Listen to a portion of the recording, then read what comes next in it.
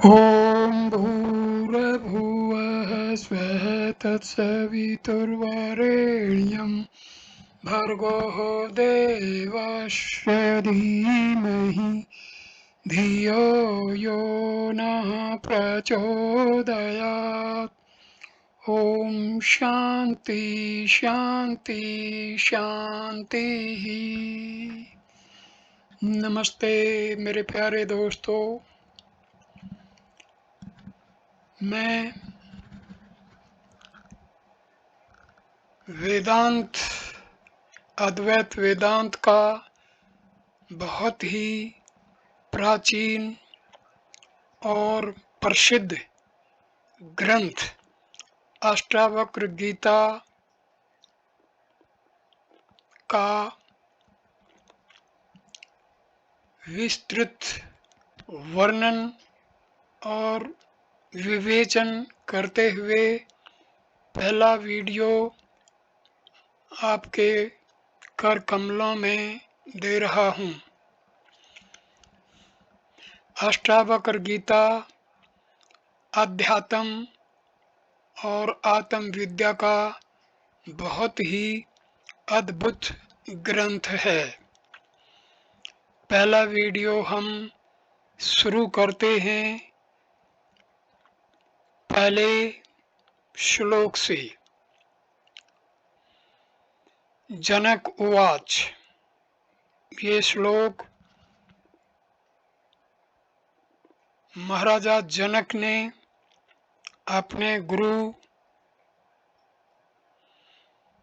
के सामने बोला है। जनक उवाच, कथम ज्ञानम वाप्नोति कथम मुक्तिर्भविष्यति वैराग्यम च कथम प्राप्तम तद ब्रूहि मम प्रभो।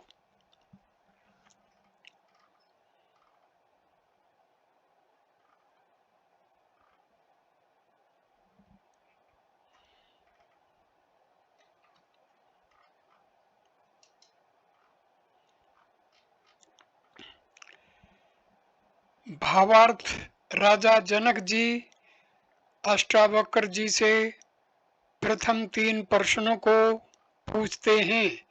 पहला प्रश्न, हे प्रभो, पुरुष आत्मज्ञान को कैसे प्राप्त होता है? दूसरा प्रश्न, संसार बंधन से कैसे मुक्त हुआ जाता है, अर्थात जन्म मरण रूपी संसार से कैसे छूटा जाता है? तीसरा, एवं वैराग्य को कैसे प्राप्त किया जाता है? राजा का तात्पर्य यह था कि ऋषि वैराग्य के स्वरूप को, उसके कारण को और उसके फल को, ज्ञान के स्वरूप को, उसके कारण को और उसके फल को, मुक्ति के स्वरूप को, उसके कारण को और उसके भेद को मेरे प्रति विस्तार सहित कहें। राजा के प्रश्नों को सुनकर अष्टावक्र जी ने अपने मन में विचार किया कि संसार में 4 प्रकार के पुरुष हैं। एक ज्ञानी, दूसरा मुमुक्षु, तीसरा अज्ञानी, चौथा मूढ़। चारों में से राजा तो ज्ञानी नहीं है, क्योंकि जो संशय और विपर्य से रहित होता है और आत्मानंद करके आनंदित होता है, वही ज्ञानी होता है। परंतु राजा ऐसा नहीं है, किंतु यह संशय करके युक्त है एवं अज्ञानी भी नहीं है। क्यों? कि जो विपर्य ज्ञान और असंभावना आदि को करके युक्त होता है उसका नाम अज्ञानी है, परंतु राजा ऐसा भी नहीं है। तथा जिसके चित्त में सर्वगाधिक फलों की कामनाएं भरी हों उसका नाम अज्ञानी है, परंतु राजा ऐसा भी नहीं है। यदि ऐसा होता तो यज्ञादिक कर्मों के विषय में विचार करता, सो तो इसने नहीं किया है, एवं मूढ़ बुद्धि वाला भी नहीं है, क्योंकि जो मूढ़ बुद्धि वाला होता है वह कभी भी महात्मा को दंडवत प्रणाम नहीं करता है, किंतु वह अपनी जाति और धनादिकों के अभिमान में ही मरा जाता है। सो ऐसा भी राजा नहीं, क्योंकि हमको महात्मा जानकर हमारा सत्कार कर अपने भवन में लाकर संसार बंधन से छूटने की इच्छा करके जिज्ञासुओं की तरह राजा ने प्रश्नों को किया है। इसी से सिद्ध होता है कि राजा जिज्ञासु अर्थात मुमुक्षु है और आत्मविद्या का पूर्ण अधिकारी है, और साधनों के बिना आत्मविद्या की प्राप्ति नहीं होती। इस वास्ते अष्टावक्र जी प्रथम राजा के प्रति साधनों को कहते हैं। अब महर्षि अष्टावक्र बोलते हैं। दूसरा श्लोक। मुक्तिम इच्छसि चेतात विषयान विसर्त्यज्य अक्स्मार्जुवद यातोषु सत्यम पीयूषवदमज। इस श्लोक का भावार्थ। अष्टावक्र जी जनक जी के प्रति कहते हैं कि हे तात, यदि तुम संसार से मुक्त होने की इच्छा करते हो तो चक्षु, रसना आदि 5 ज्ञानेंद्रियों के जो शब्द, स्पर्श आदि 5 विषय हैं उनको तो विष की तरह त्याग दे, क्योंकि जैसे विष के खाने से पुरुष मर जाता है, वैसे ही इन विषयों के भोगने से भी पुरुष संसार चक्कर रूपी मृत्यु को प्राप्त हो जाता है। इसलिए मुमुक्षु को प्रथम इनका त्याग करना आवश्यक है, और इन विषयों के अत्यंत भोगने से रोग आदि उत्पन्न होते हैं और बुद्धि भी मलिन होती है, एवं सार और असार वस्तु का विवेक नहीं रहता। इसलिए ज्ञान के अधिकारी को अर्थात मुमुक्षु को इनका त्याग करना ही मुख्य कर्तव्य है। प्रश्न। हे भगवान, विषय भोग के त्यागने से शरीर नहीं रह सकता है, और जितने बड़े बड़े ऋषि राजऋषि हुए हैं उन्होंने भी इनका त्याग नहीं किया है, और वे आत्मज्ञान को प्राप्त हुए हैं और भोग भी भोगते रहे हैं। फिर आप हमसे कैसे कहते हैं कि इनको त्यागो? ये प्रश्न महाराजा जनक ने महर्षि अष्टावक्र के सामने कहा। अब महर्षि अष्टावक्र इस प्रश्न का समाधान करते हुए क्या कहते हैं, सुनिए। उत्तर। अष्टावक्र जी कहते हैं कि हे राजन, आपका कहना सत्य है एवं स्वरूप से विषय भी नहीं त्यागे जाते हैं, परंतु इनमें जो अति आसक्ति है अर्थात 5 विषयों में से किसी एक के अप्राप्त होने से चित्त की व्याकुलता होना और सदैव उसी में मन का लगा रहना आसक्ति है, उसके त्याग का नाम ही विषयों का त्याग है। एवं जो प्रारब्ध भोग से प्राप्त हो उसी में संतुष्ट होना, लोलुप न होना और उनकी प्राप्ति के लिए असत्य भाषण आदि का न करना, किंतु प्राप्ति काल में उनमें दोष दृष्टि और ग्लानि होनी और उसके त्याग की इच्छा होनी और उनकी प्राप्ति के लिए किसी के आगे दीन न होना, इसी का नाम वैराग्य है।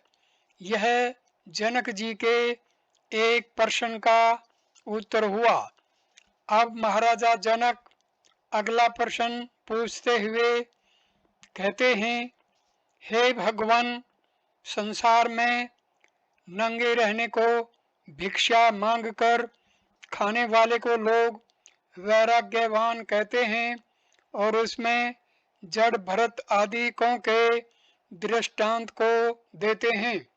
आपके कथन से लोगों का कथन विरुद्ध पड़ता है। अब महर्षि अष्टावक्र महाराजा जनक की शंका का समाधान करते हुए इसका उत्तर देते हैं।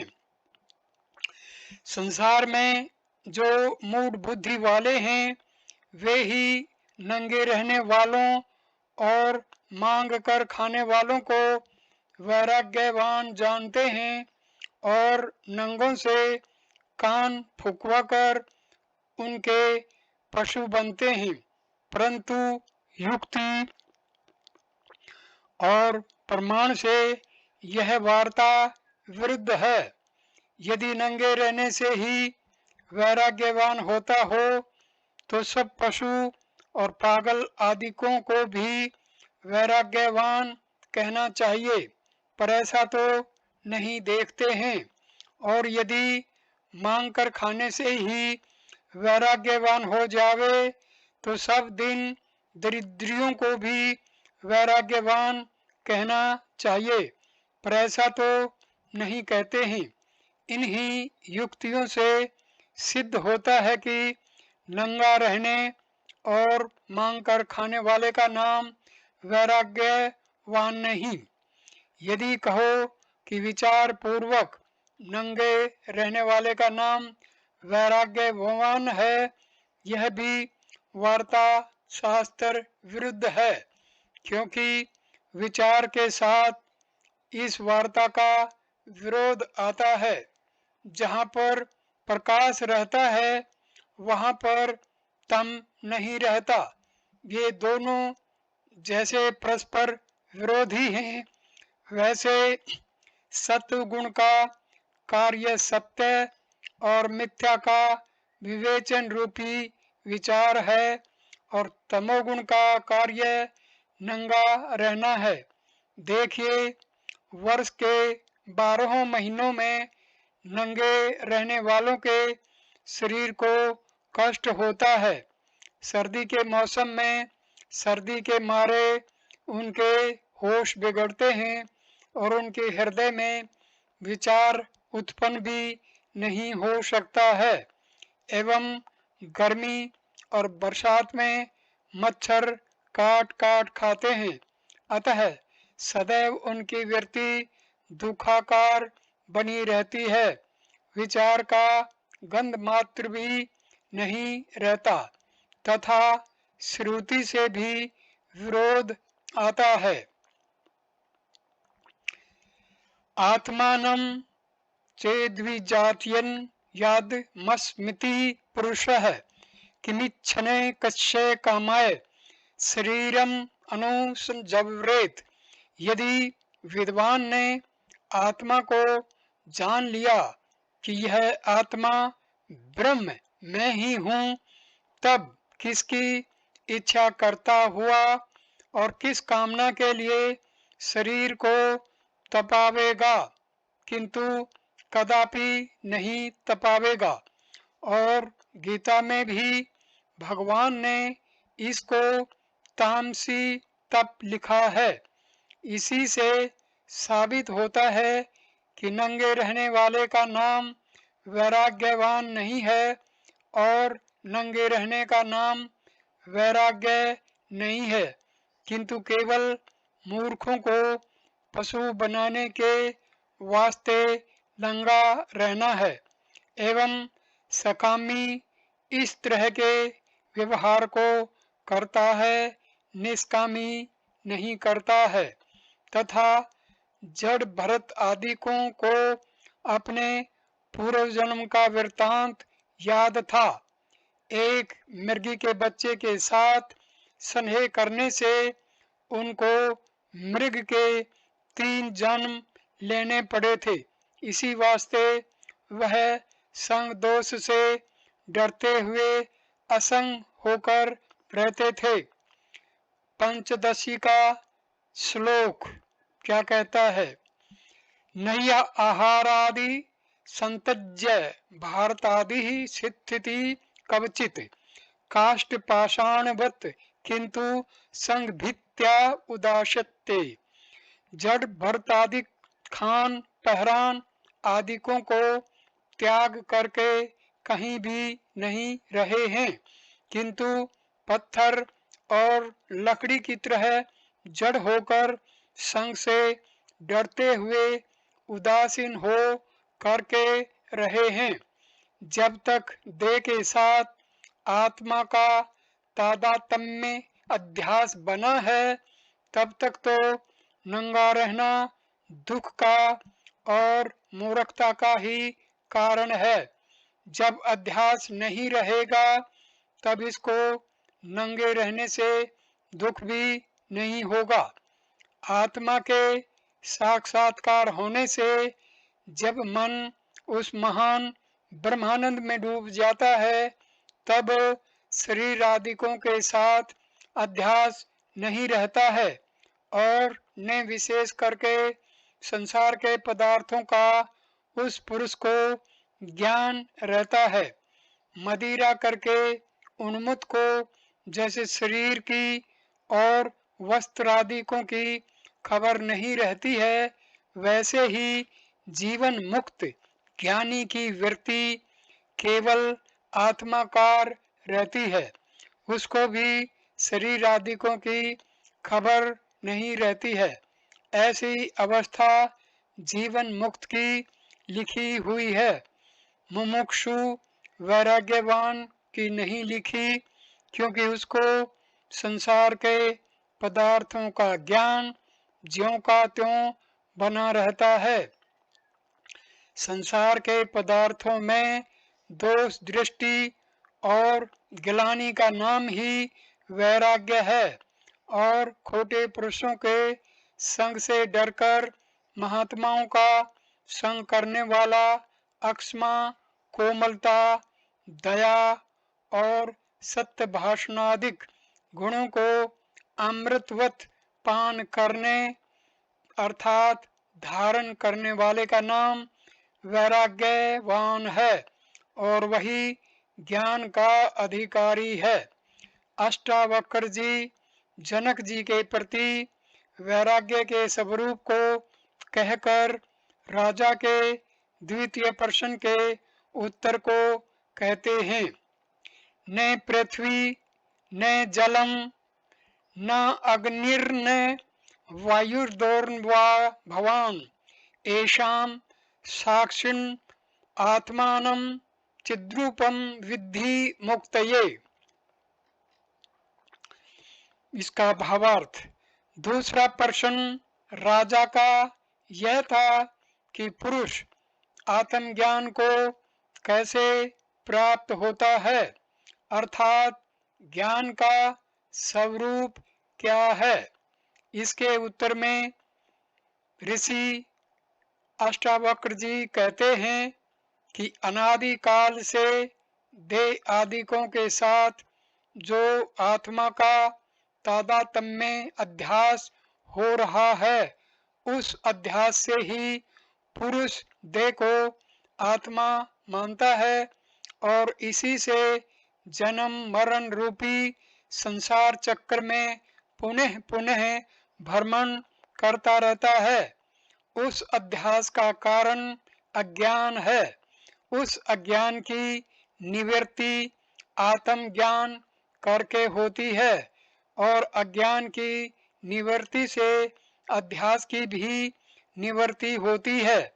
इसी वास्ते ऋषि जी प्रथम कार्य के सहित कारण की निवृत्ति का हेतु जो आत्मज्ञान है उसी को कहते हैं।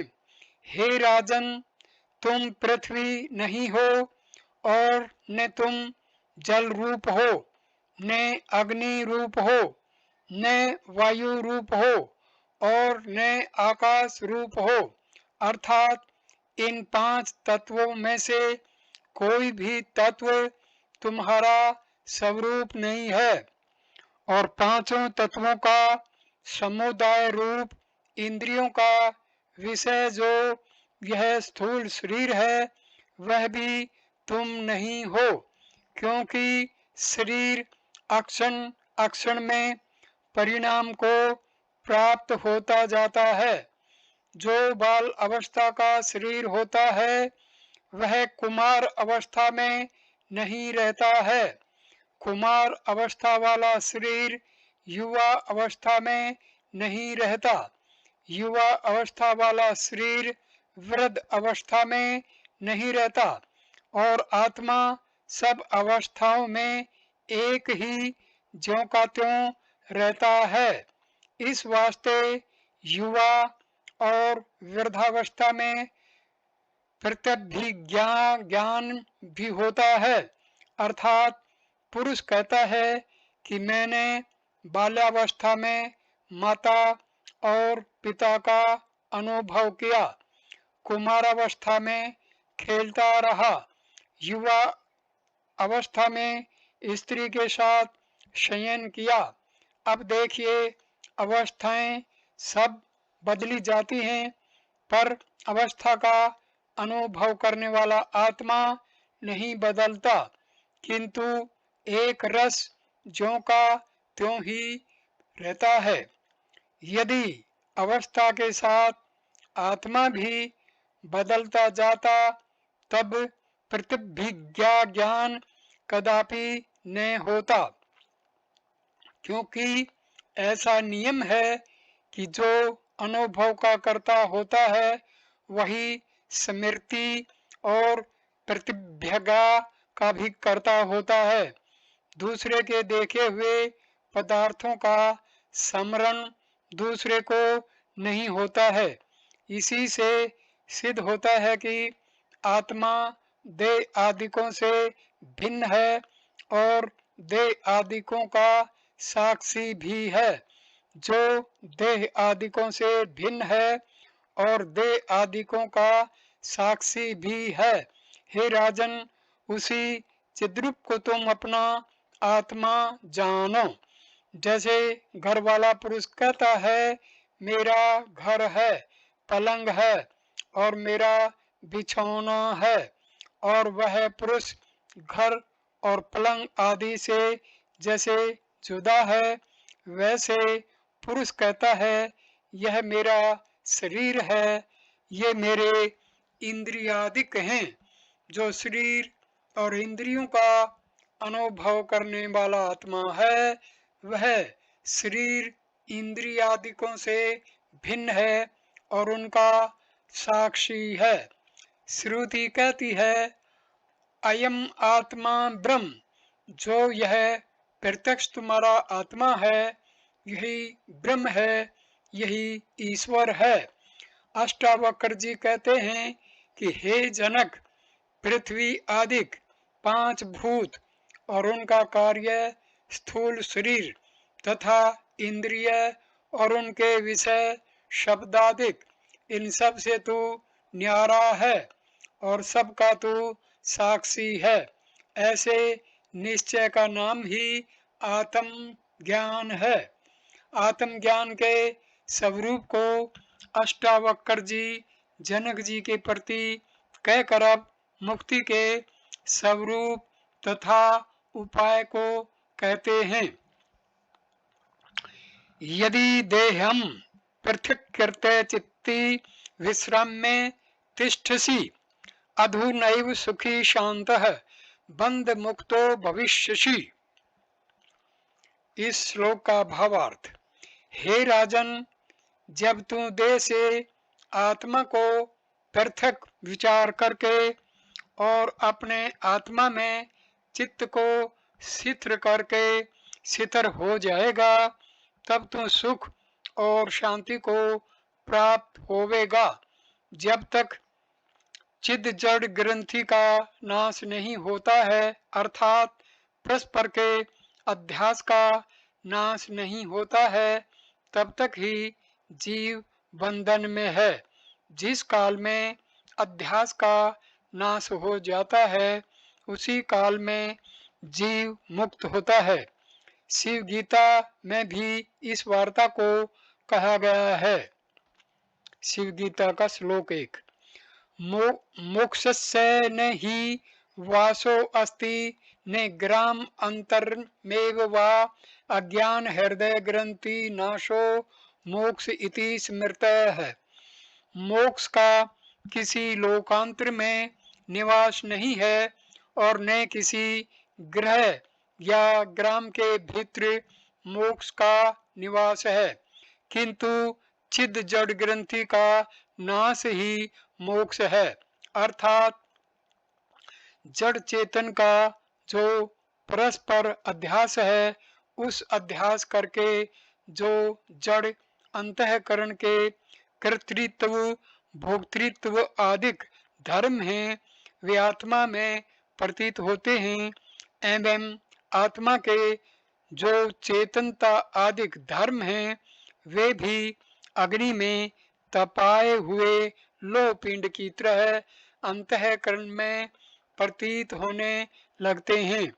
यानी जब लोहे का पिंड अग्नि में तपाया हुआ लाल हो जाता है और हाथ लगाने से वह हाथ को जला देता है, तब लोग ऐसा कहते हैं, देखो यह अग्नि कैसा गोलाकार है, लोहा कैसा जलता है। परंतु जलना धर्म लोहे का नहीं है और गोलाकार धर्म अग्नि का नहीं है, किंतु परस्पर दोनों का तादात्म्य अध्यास होने से अग्नि का जलाना रूप धर्म लोहे में आ जाता है और लोहे का गोलाकार धर्म अग्नि में चला जाता है। वैसे ही अंतःकरण के साथ आत्मा का तादात्म्य अध्यास होने से जब आत्मा के चेतन आदिक धर्म अंतःकरण में आ जाते हैं और अंतःकरण के कर्तृत्व भोक्तृत्व आदिक धर्म आत्मा में चले जाते हैं, तब पुरुष अपनी आत्मा को कर्ता और भोक्ता मानने लग जाता है और उसी से जन्म मरण रूपी बंधन को प्राप्त होता है। जब आत्म ज्ञान करके अपने को अकर्ता अभोक्ता शुद्ध और असंग मानता है और कर्तृत्व आदिक अंतःकरण का धर्म मानता है, तब स्वयं साक्षी होकर अंतःकरण का भी प्रकाशक होता है और तब ही अध्यास का नाश हो जाता है। अध्यास के नाश का नाम ही मुक्ति है। इसके अतिरिक्त मुक्ति कोई वस्तु नहीं है। जनक जी कहते हैं कि हे भगवान, न्यायिक एवं भी आत्मा को कर्ता भोक्ता और सुख दुखादिक धर्मों वाला मानते हैं। एवं पुरुष भी कहता है मैं करता हूँ, अर्थात यज्ञादिक कर्मों का कर्ता और उनके फलों का भोक्ता भी अपने को मानता है। तब फिर यह जीवात्मा अकर्ता और अभोक्ता होकर मुक्त कैसे हो सकती है? इसके उत्तर को महर्षि अष्टावक्र जी कहते हैं। 5वां श्लोक। न त्वं विप्र आदि को वर्णो न आश्रमी नाक्ष गोचरः असंगो असि निराकरो विश्व साक्षी सुखी भव। इस श्लोक का भावार्थ। निराकार सच्चिदानंद रूप एक ही निर्गुण आत्मा सर्वत्र व्यापक है। जैसे एक ही आकाश सर्वत्र व्यापक है, परंतु घट मठ आदि उपाधियों के भेद करके घटाकाश मठाकाश ऐसा व्यवहार होता है और उपाधियों के भेद करके आकाश का भी भेद प्रतीत होता है। वास्तव में आकाश का भेद नहीं है। वैसे एक ही व्यापक आत्मा का अंतःकरण रूपी उपाधियों के भेद करके भेद प्रतीत होता है। वास्तव में आत्मा का भेद नहीं है। जैसे अनेक घटों में आकाश एक भी है, परंतु किसी घट में धूलि भरी है और किसी में धूम भरा है और किसी में नील पीतादिक वर्णों वाले पदार्थ भरे हैं। उन धूलि आदिकों के साथ यद्यपि कोई आकाश का वास्तविक संबंध नहीं है, तथापि धूल आदिकों वाला प्रतीत होता है। वैसे आत्मा का भी अंतःकरण और उसके धर्मों के साथ कोई वास्तविक संबंध नहीं है, तथापि परस्पर के अध्यास से वह सुख दुख आदि धर्मों वाला प्रतीत होता है। वस्तुतः आत्मा में सुख दुख आदि तीनों काल में भी नहीं है। इसी वार्ता को अष्टावक्र जी जनक जी के प्रति कहते हैं कि हे जनक, तू ब्राह्मण आदि जातियों वाला नहीं है और तू वर्णाश्रम आदि धर्मों वाला है और न तू किसी चक्षुर आदि इंद्रिय का विषय है, किंतु तू इन सब का साक्षी है और असंग है एवं तू आकार से रहित है और तू संपूर्ण विश्व का साक्षी है। ऐसा तू अपने को जान करके सुखी हो, अर्थात संसार रूपी ताप से रहित हो। जनक जी कहते हैं कि हे भगवान, वेद ने जो वर्णाश्रमों के धर्म करने का विधान किया है, उनके त्याग करने से भी पुरुष पातकी होता है और बिना अपने को कर्ता माने वे धर्म हो नहीं सकते हैं। अतः यह उभयतः पाशारज्जु न्याय का प्रसंग कैसे दूर हो। अष्टावक्र जी कहते हैं कि हे राजन, वेद ने जितने वर्णाश्रम आदिकों के धर्म कहे हैं, वे सब अज्ञानी मूर्ख के लिए कहे हैं। वे ज्ञानी के और मुमुक्षु के लिए नहीं हैं। इसका एक श्लोक के द्वारा वर्णन करते हैं। ज्ञानामर्तेन तृप्तस्य कृतकृत्यस्य योगिनः नैवास्ति किश्चित् कर्तव्यमस्ति चेन्न स तत्ववित्। जो आत्म ज्ञान रूपी अमृत करके तृप्त है, और जो आत्मज्ञान करके कृत कृत्य हो चुका है उसको कुछ भी कर, करने योग्य कर्म बाकी नहीं है। यदि वह अपने को कर्म करने योग्य माने तो वह आत्मवित नहीं है। ऐसे ही अनेक वाक्य ज्ञानी के लिए कर्तव्यता का अभाव कथन करते हैं। गीता में जिज्ञासु के प्रति कर्मों का निषेध कहा है। जिज्ञासुरपि योगस्य शब्द ब्रह्म आति वर्तते। भगवान कहते हैं कि आत्मज्ञान का जिज्ञासु भी शब्द ब्रह्म वेद की आज्ञा का उल्लंघन करके वर्तता है। अर्थात जिज्ञासु के ऊपर भी कर्म कांड वेद भाग की आज्ञा अज्ञानी और सकामी मूर्ख के ऊपर है। अतएव हे जनक, यदि तू जिज्ञासु है तब भी तेरे ऊपर वर्णाश्रमों के धर्मों के करने की वेद की आज्ञा नहीं है। यदि तू लोकाचार के लिए करना चाहता है तब उनकी आत्मा से पृथक अंतःकरण का धर्म मान करके तू कर। छठा श्लोक। धर्म अधर्मो सुखम दुखम मानसानि ने ते विभो ने कर्ता असि ने भोक्त सी मुक्त अवासी सर्वदा। भावार्थ। अष्टावक्र जी कहते हैं कि हे राजन, धर्म और अधर्म, सुख और दुख आदि ये सब मन के धर्म हैं, तुझ व्यापक आत्मा के नहीं। अर्थात तेरा स्वरूप व्यापक है, उसके ये सब धर्म नहीं है, किंतु पृच्छीन मन के सब धर्म है।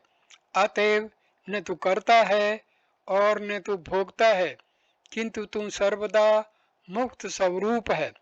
फिर उसी वार्ता को दृढ़ करने के वास्ते अष्टावक्र जी कहते हैं 7वें श्लोक में, एको दृष्टासि सर्वस्य मुक्त प्रायो असि सर्वदा अमेव ही ते बंधो दृष्टारम पश्यसीतरम। भावार्थ। हे राजन, तू ही एक सच्चिदानंद और परिपूर्ण रूप से सबका दृष्टा है और सर्वदा मुक्त स्वरूप है। तेरे में तीनों काल में बंध नहीं है। जैसे सूर्य में तीनों काल में तम नहीं है, वैसे तू ही स्वयं प्रकाश और समस्त जगत का दृष्टा है। और जो तू अपने को दृष्टा न जानकर अपने से भिन्न किसी को दृष्टा मानता है, यही तेरे में बंध है। जनक जी कहते हैं कि हे भगवान, सारे संसार में सब लोग अपने से भिन्न कर्मों का साक्षी और दृष्टा मानते हैं और अपने को कर्मों का कर्ता मानते हैं। तब फिर वे सब ऐसा क्यों मानते हैं और अपने से भिन्न दृष्टा और कर्मों के फल के प्रदाता को क्यों मानते हैं। अष्टावक्र जी इसका उत्तर देते हुए कहते हैं कि जो संसार में अज्ञानी मूर्ख हैं, वे अपने से भिन्न दृष्टा को और कर्मों के फल प्रदाता को मानते हैं और अपने कर्मों का कर्ता और फल का भोक्ता मानते हैं। ज्ञानवान ऐसा नहीं मानते हैं। 8वां श्लोक। अहम कर्तेत्य अहम मानम हा कृष्णादि दंशति न अहम कर्तेति विश्वासामृतम पीत्वा हा सुखी भव। भावार्थ। हे जनक, अहम कर्ता में इस कर्म का करता हूँ एवं मैं इसके फल को भोगूंगा।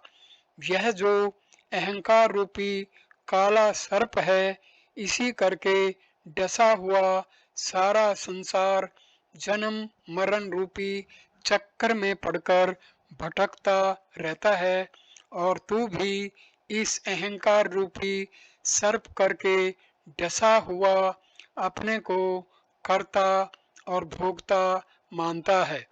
उस अहंकार रूपी सर्प के विष के उतारने के लिए ना अहम करता मैं करता नहीं हूँ।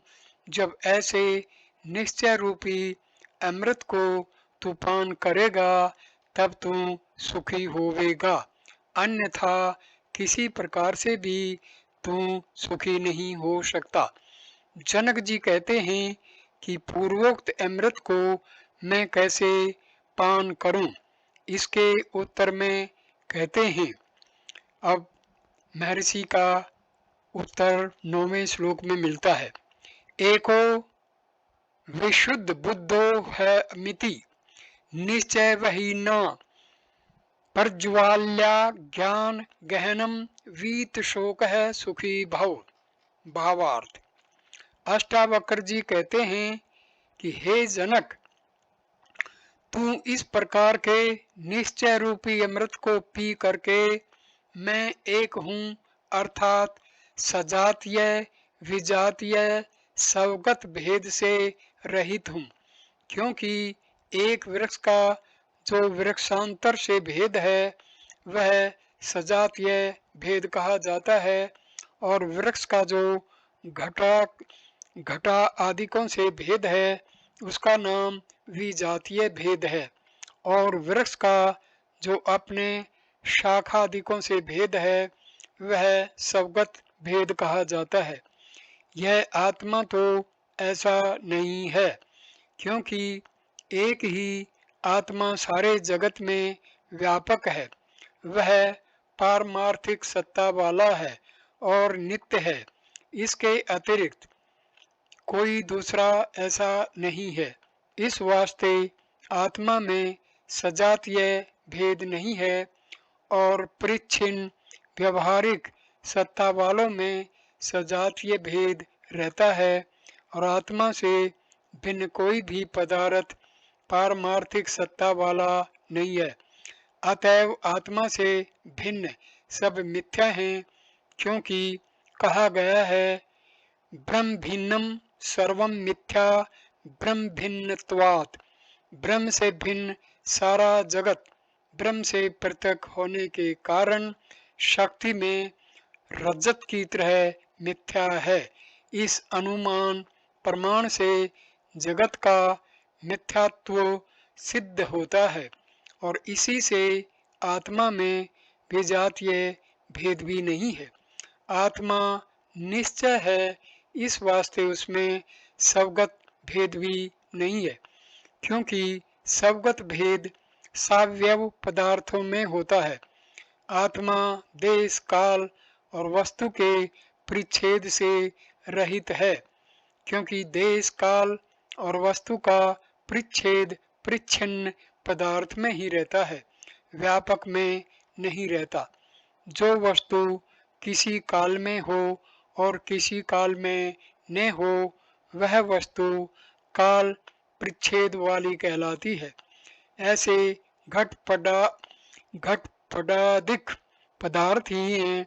आत्मा तो तीनों कालों में एक सा ज्यों का त्यों बना रहता है।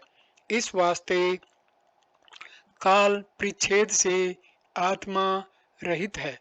जो वस्तु एक देश में हो और दूसरे देश में न हो वह देश परिच्छेद वाली कहलाती है। ऐसे घटपटादिक पदार्थ ही हैं। आत्मा तो सब देश में है, इस वास्ते वह देश परिच्छेद से भी रहित है। जो एक वस्तु दूसरी वस्तु में न रहे वह वस्तु परिच्छेद कहलाता है। जैसे घट पट में नहीं रहता है और पट घट में नहीं रहता है, परंतु आत्मा सब पदार्थों में ज्यों का त्यों एक रस रहता है। इस वास्ते वह वस्तु परिच्छेद से भी रहित है। हे जनक, जो देश काल और वस्तु परिच्छेद से रहित, नित्य और व्यापक है, वह एक ही सिद्ध होता है और वही तेरा आत्मा है। अतएव हे राजन, तू ऐसा निश्चय कर ले कि मैं ही सर्वज्ञ व्यापक हूँ और सजातीय विजातीय सबकत भेद से रहित हूँ और विशेष करके शुद्ध हूँ, अर्थात अविद्या आदिक मल मेरे में नहीं है। जब तुम ऐसे निश्चय रूपी अग्नि को प्रज्वलित करके अज्ञान रूपी वन को भस्म कर देगा, तो फिर जन्म मरण रूपी शोक से रहित होकर परमानंद को प्राप्त होवेगा। जनक जी कहते हैं कि हे महाराज, पूर्वोक्त निश्चय करने से भी तो जगत सत्य ही दिखाई पड़ता है। इसकी निवृत्ति अर्थात अभाव स्वरूप से कदापि नहीं होती है और जब तक इसका अभाव न हो तब तक शोक से रहित होना कठिन है। 10वां श्लोक। यत्र विश्व इदं भाति कल्पितं रज्जु सर्पवत् आनंद परमानंद स बोधसत्वं सुखम चरः। भावार्थ।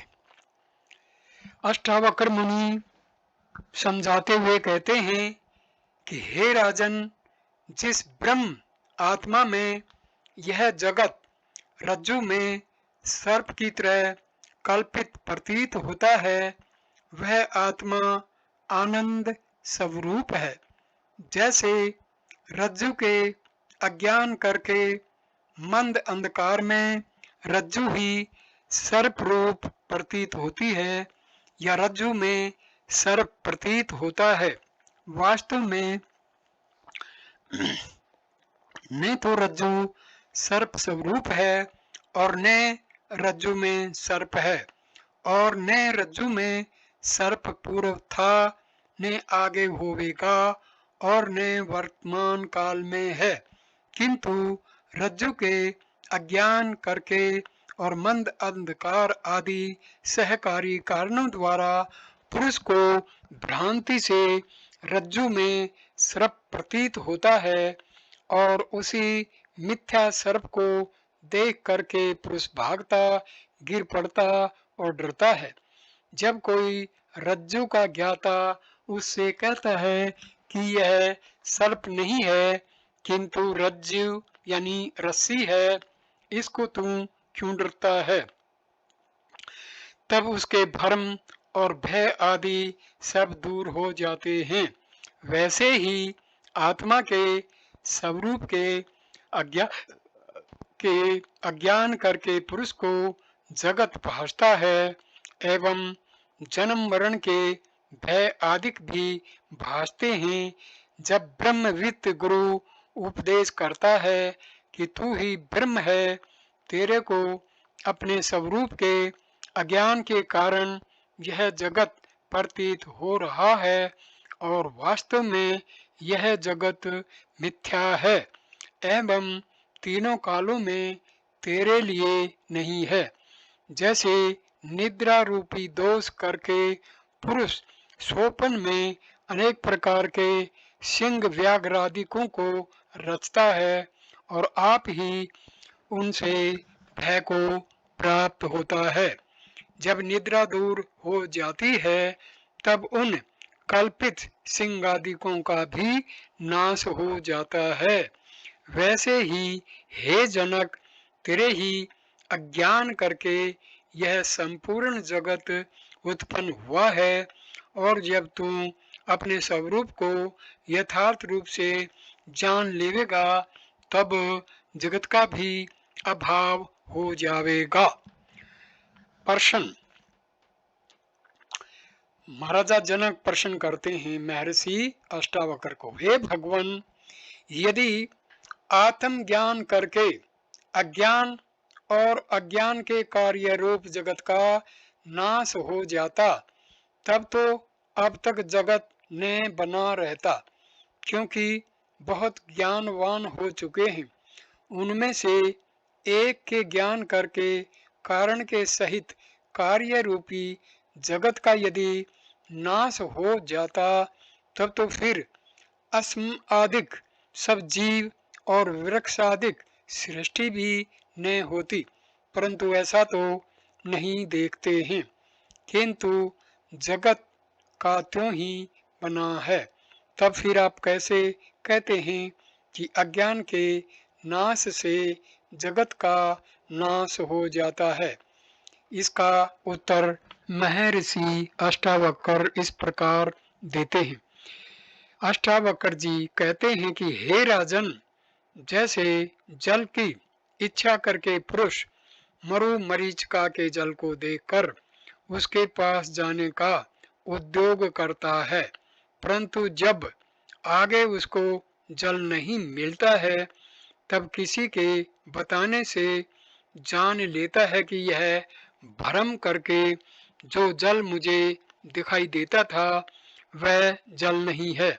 तब आकर वृक्ष के नीचे बैठ जाता है और फिर जब उधर को देखता है तब फिर जल पहले की तरह दिखाई पड़ता है, परंतु जल की इच्छा करके फिर उस तरफ नहीं दौड़ता है और न दुखी होता है। वैसा ही जिसको आत्म ज्ञान हुआ है और जिसने जान लिया है कि जगत मिथ्या है और भ्रम करके प्रतीत होता है, वह फिर दुखी नहीं होता है और न उसमें उसकी आसक्ति होती है, किंतु यावत जगत है उस सबको मिथ्या जानता है। उस मिथ्यात्व के निश्चय का नाम ही जगत का नाश है।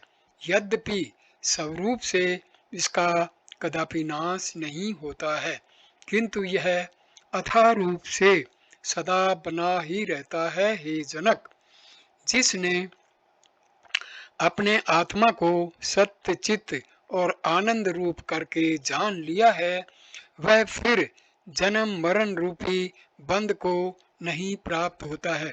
हे जनक, तू अपने को ही आनंद रूप और परमानंद बोध स्वरूप अर्थात ज्ञान स्वरूप जान और सुख से विचार। अब महाराजा जनक महर्षि वक्र अष्टावक्र से प्रश्न करते हैं, हे भगवान, अज्ञान एक है या अनेक हैं? महर्षि अष्टावक्र इसका उत्तर देते हुए कहते हैं, अज्ञान एक है। महर्षि महाराजा जनक का प्रश्न, जब अज्ञान एक है तब एक अज्ञान के नाश होने से उसके कार्य जगत का भी स्वरूप से ही नाश हो जाना चाहिए। महर्षि अष्टावक्र इसका उत्तर देते हुए कहते हैं, यद्यपि अज्ञान एक ही है, तथापि उसके कार्य तन्मात्रा और तन्मात्रा का कार्य अंतःकरण रूपी भाग अनंत हैं। जैसे आकाश एक है पर अनेक घट रूपी उपाधियों के साथ वह अनेक भेद को प्राप्त हो रहा है, और जब घट रूपी उपाधि नष्ट हो जाती है तब वही घटाकाश महाकाश में मिल जाता है। वैसे ही जिस अंतःकरण में ज्ञान रूपी प्रकाश उदय होता है, वही अंतःकरण नाश को प्राप्त हो जाता है और वही जीव जो अब तक बंधन में था मुक्त हो जाता है। बाकी सब बंध में पड़े रहते हैं। जैसे सोए हुए 10 पुरुष अपने अपने स्वप्नों को देखते हैं और जिसकी निद्रा दूर हो जाती है उसी का स्वप्न नष्ट हो जाता है और लोग अपने अपने स्वप्नों को देखते ही रहते हैं। अतएव हे राजन, अब तुम अज्ञान रूपी निद्रा से जाग और अपने ज्ञान स्वरूप को प्राप्त होकर सुखपूर्वक संसार में विचर। महाराजा जनक महर्षि अष्टावक्र से प्रश्न करते हैं, जब सारा जगत रज्जु में सर्प की तरह कल्पित है और मिथ्या है, तब फिर बंध और मोक्ष पुरुष को कैसे हो सकते हैं। महर्षि अष्टावक्र इसका उत्तर 11वें श्लोक में देते हैं। मुक्ताभिमानी मुक्तो ही बद्धा बद्ध्याभिमान्यपि किंवदंतीय सत्येयम या मति सा गति भवेत्। भावार्थ, हे जनक, बंध का कारण अभिमान है। ब्राह्मणो अहम, अक्षत्रियो अहम, वैश्यो अहम, शूद्रो अहम, अर्थात मैं ब्राह्मण हूँ, मैं अक्षत्रिय हूँ, मैं वैश्य हूँ, मैं शूद्र हूँ। जैसा जैसा जिसको अभिमान होता है वैसे वैसे वह कर्मों को करके उनके फलों का भोग करता है और एक जन्म से दूसरे जन्म को प्राप्त होता है और वही बंधायमान कहा जाता है। और जिसको ऐसा अनुभव है, न अहम ब्राह्मण न अक्षत्रिय है, अर्थात न मैं ब्राह्मण हूँ, न अक्षत्रिय हूँ, न वैश्य हूँ, न शूद्र हूँ, किंतु शुद्धो अहम, निरंजन अहम, निराकारो अहम, निर्विकल्पो अहम, अर्थात मैं शुद्ध हूँ, माया मल से रहित हूँ, आकार से भी रहित हूँ, विकल्प से भी रहित हूँ और नित्य मुक्त हूँ। बंध और मोक्ष ये सब मन के धर्म हैं। मुझ में ये सब तीनों काल में नहीं है, किंतु मैं सबका साक्षी हूँ। ऐसे अभिमान वाला पुरुष नित्य मुक्त है। इसी वार्ता को अन्यत्र भी कहा गया है। इस श्लोक में देह अभिमान दैपापम नत गधो वद कोटिभि प्रायश्चिद भावेक्षी निर्णाम गोवध कारिणाम, अर्थात जो देह के अभिमान से पुरुषों को पाप होता है वह पाप करोड़ों गौओं के वध करने से भी नहीं होता है, क्योंकि करोड़ों गौओं के वध करने वाले की शुद्धि के लिए शास्त्र में प्रायश्चित लिखा है। अर्थात प्रायश्चित करके करोड़ों गौओं का वध करने वाला भी शुद्ध हो सकता है, परंतु देह अभिमानी की शुद्धि के लिए शास्त्र में कोई भी प्रायश्चित नहीं लिखा है। इसी वास्ते जाति वर्ण आदि जो देह के धर्म हैं, उन धर्मों को जो आत्मा में मानते हैं वे ही देह अभिमानी कहे जाते हैं और वे ही सदा बंधायमान रहते हैं।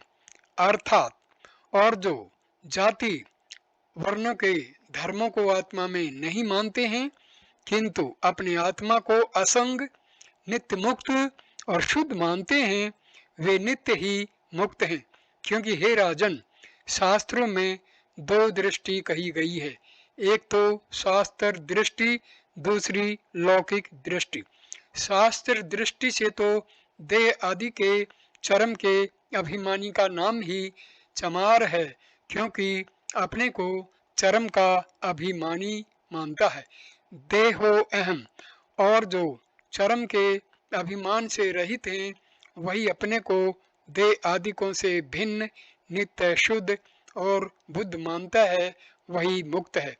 एवं लोग भी कहते हैं कि जैसी जिसकी मति अर्थात बुद्धि अंतकाल में होती है वैसी ही उसकी गति होती है, अर्थात जैसा जिसका निश्चय होता है वैसा ही उसको फल प्राप्त होता है।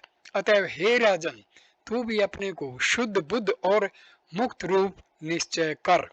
जनक जी कहते हैं कि हे भगवान, जीव आत्मा को जो बंध और मोक्ष हैं वे दोनों वास्तव में हैं या अवास्तविक हैं।